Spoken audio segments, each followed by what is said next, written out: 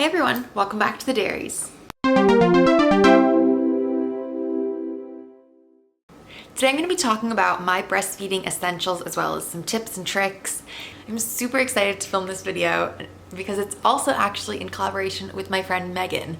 Her YouTube channel is Wilson Homestead. I will put it in the cards as well as link it below, and I will link her breastfeeding essentials video as well because everybody has different ones, everybody's different. So you should definitely check hers out as well. Megan is a stay-at-home wife and mom to a beautiful baby girl who's about 6 months old. They live on a small homestead and are currently remodeling their century-old farmhouse. After watching one of Megan's videos, I went to her channel and I immediately just felt so connected to her. We're very similar, we have a lot of the same lifestyle things. Sometimes you meet people online and you just feel connected to them, and honestly that's what happened with Megan. We have so much in common, and I'm so glad that we're doing this video together and that YouTube has created this friendship for us. And I know that if you like my videos, you will love her videos, so definitely go check them out. And let's just get into this. So for a little bit of a backstory, I have a 10-month-old son named Mason, and I have exclusively breastfed him since birth. He has had maybe 3 bottles of my pumped milk in his whole life, but other than that, it's all straight from the tap. So I feel like I have enough experience. I mean, obviously I only have one child so far, so I don't have years and years and years, but I think I have a pretty good idea of some things that are useful. So to start off, something to think about before you even have your baby, I would say, is the places you're going to be breastfeeding. We mostly breastfeed laying down in bed. It's just easier for us, and especially now that he's older, he mainly nurses before and after naps, so it's just easier to do it in bed. But we also used to breastfeed a lot sitting in our rocking chair, as well as on the couch, and even standing up when we were out. It was really easy to just breastfeed him standing up. So think about those spots, and then think about, that will help you realize where you need certain items that I'm going to be listing. Okay, so my camera cut out, but we are back. As I was saying, the only 2 things you really need are your baby and your breasts. And that's it. Everything else is extra and just icing on the cake. But there are some things that will make your life much easier. So to get started, I'm gonna kind of work in categories. And the first one, in my opinion, are things that you really should have. The first thing on that list is reusable breast pads. You can use disposables, but that seems like such a waste to me. I use this brand, Nature Bond. And these are like cute ones. They have little lace on them, and you just throw these into the wash them like normal, and then you don't have to buy breast pads all the time. Because you leak a lot at the beginning. At least I leaked for about 5 months, actually probably even more, probably closer to 6 or 7 months until I stopped leaking. But some people will leak for even longer than that, and some people it's only a few months, but either way, you'll definitely need breast pads at the beginning, and I think cloth work way better as well. So these are all the nice lace ones that I got on Amazon. These are just from Amazon, by the way. I have a bunch of just thin ones. Well, actually, these ones I think I got on Wish. So you can get anywhere. They don't need to be expensive. They don't need to be anything. Like, these do the job. These ones are thicker. They definitely will hold more. I can wear them for a little bit longer, but these ones are great still. And I've even used cloth wipes, just folded them up, popped them in, or anything, because when you leak, and you really need to have something there. The next thing that I really think you should have is some form of milk catcher. This is actually the same brand as my breast pads. It's the Nature Bond brand, but it's the same as the Haka, I think that's how you pronounce it. And you suction this on, I'm not gonna show you, I guess, to your breast, and then it will collect the milk that basically lets down. So when you're breastfeeding the baby on one side, your other side lets down as well, and you will lose so much milk that way. So if you just suction this onto the opposite side that you're nursing on, you will catch so much milk. Mason's awake. I'm looking at him in the monitor. So it's been days since I filmed that last little beginning part of the video. Mason has been teething like crazy and I don't even think I can refilm that part. I don't think I have time, so we're just jumping right back into it from where I can remember, and hopefully we'll get it done before he wakes up. I think I had done reusable breast pads and a silicone pump or any other type of milk catcher. I don't think I mentioned that, but I might try a different type that can go under your bra next time. So next on my list are milk bags or anything else to put your milk in that will be sterile. I use those just to put the milk from my silicone pump. I would put those into a bag, mark it, pop it in the freezer. You can also put obviously the milky pump from your electric pump if you do that.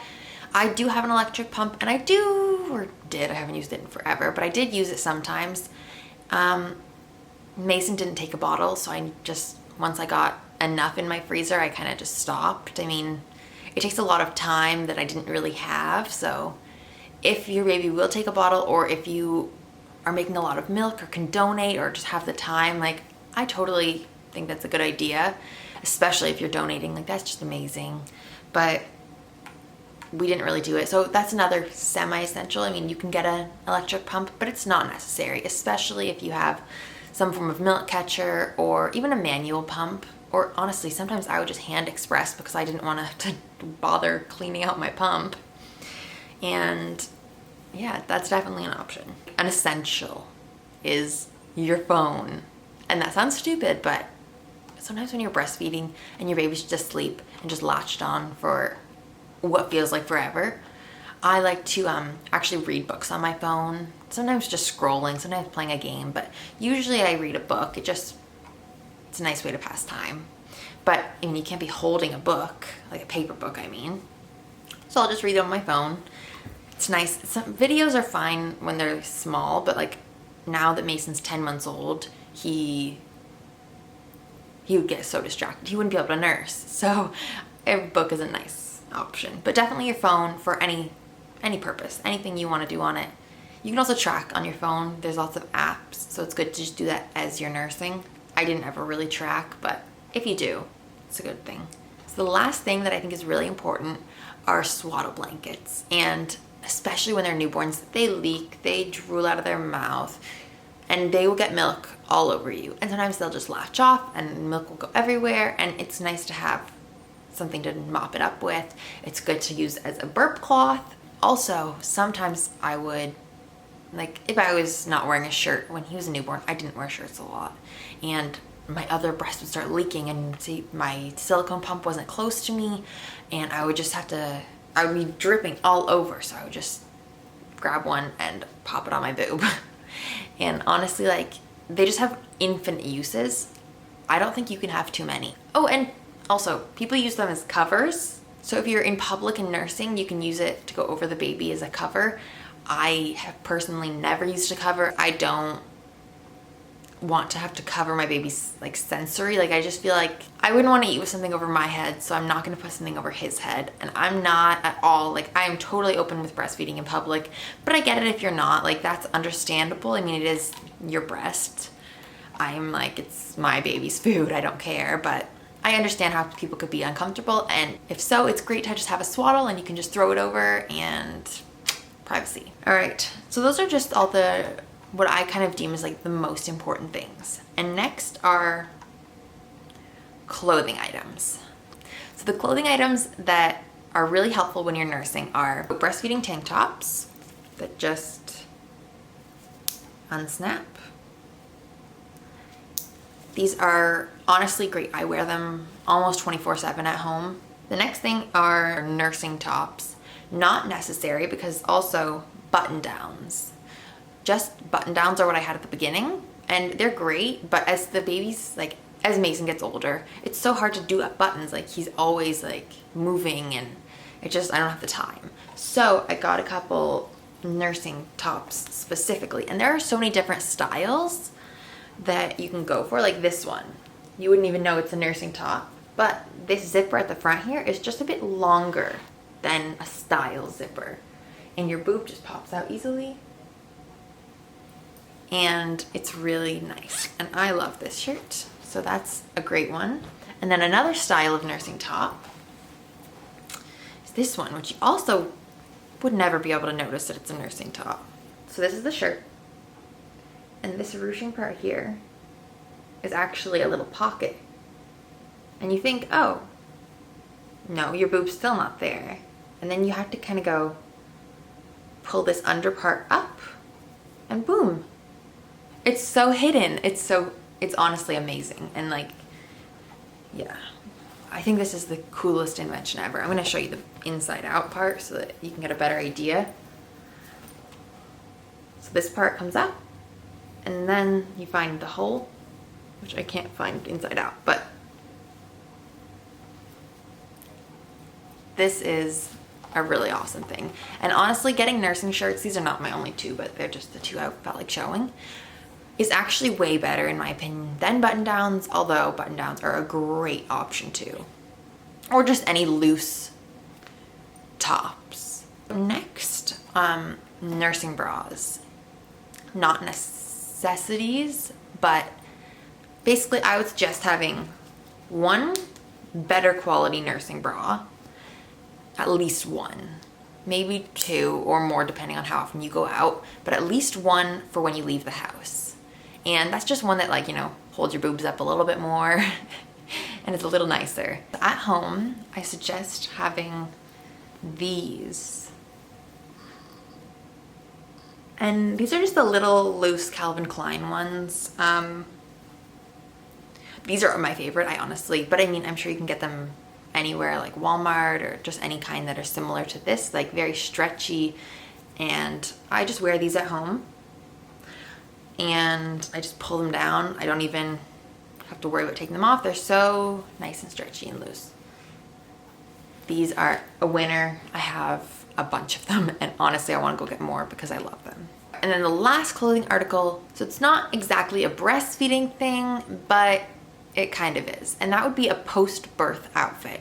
So I made sure to get a loose nightgown. I knew I didn't want any pants or anything, so I got a nightgown, and it had a very, very stretchy top band. And I actually got it at the secondhand store, but it worked. It was a horrible color, but it was so perfect because it was stretchy. It was an elastic at the top, and I just pulled it down to breastfeed, and I wore that for days. Like, I'm not joking, days when I was wearing clothes, because post-birth you don't really wear clothes that much. But having a nice breastfeeding friendly post-birth outfit is really helpful.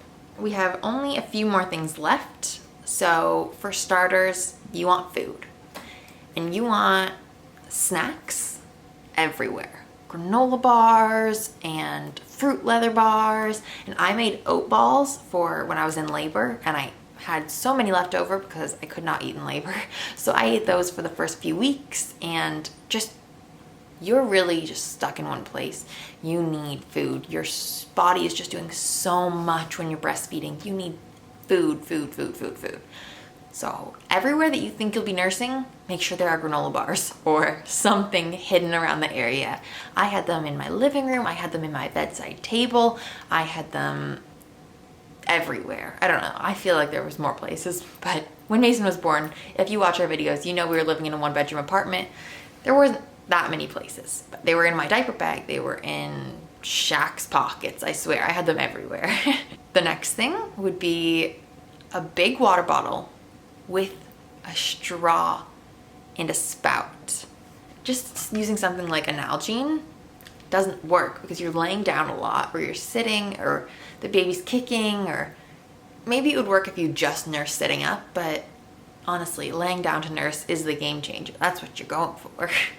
So you want something that's not gonna spill when it's laying down in bed, and you want to be able to kind of just and still get water. So this would not work for that.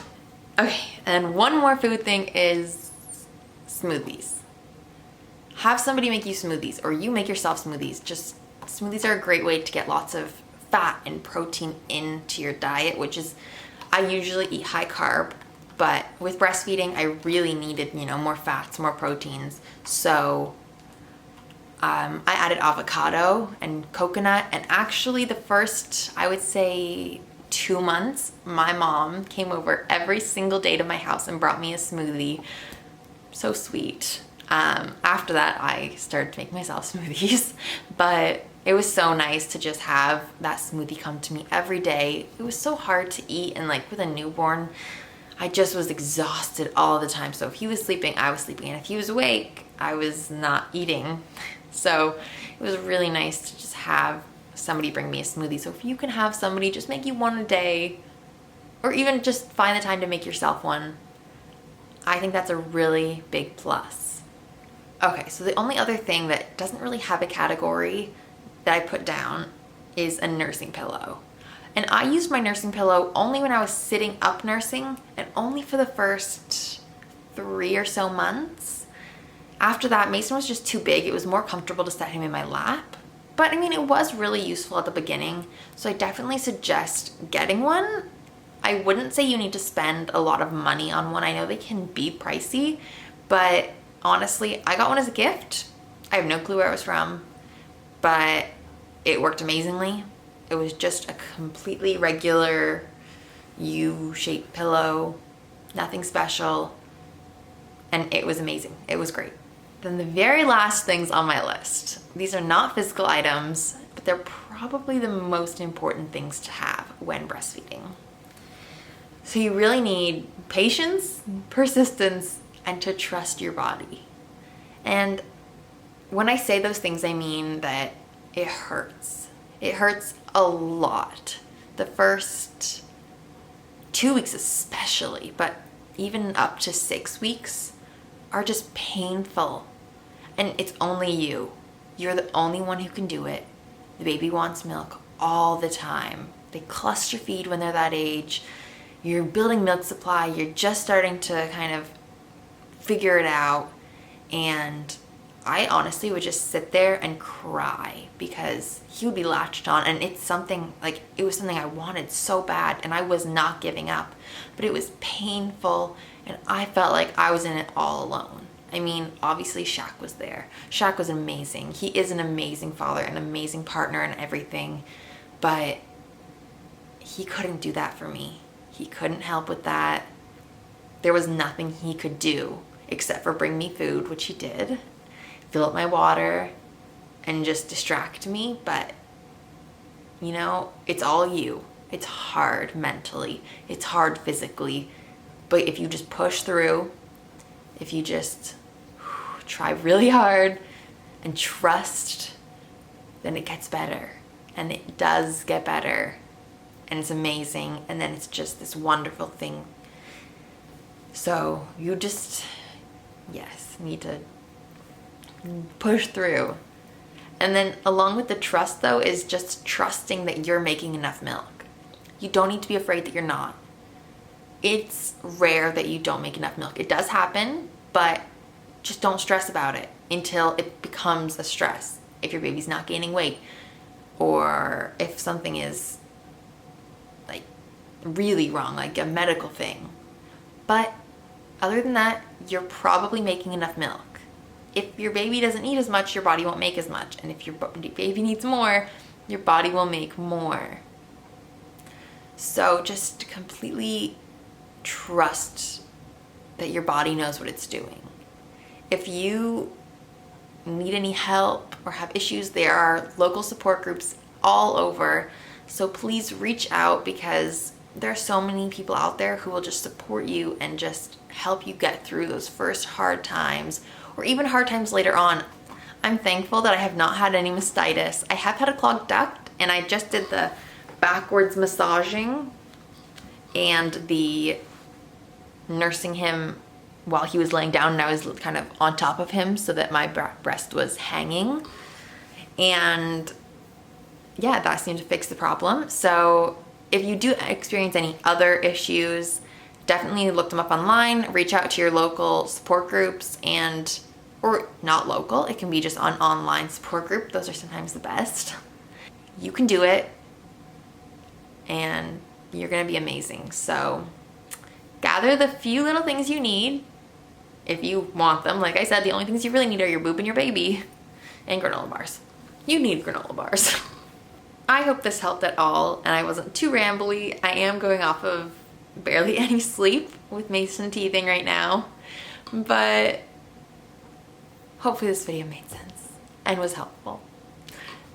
All right, thanks for watching, and do not forget to go check out Wilson Homestead because her video will be up at the same time as mine is, and it's gonna be amazing. So let's all go watch it.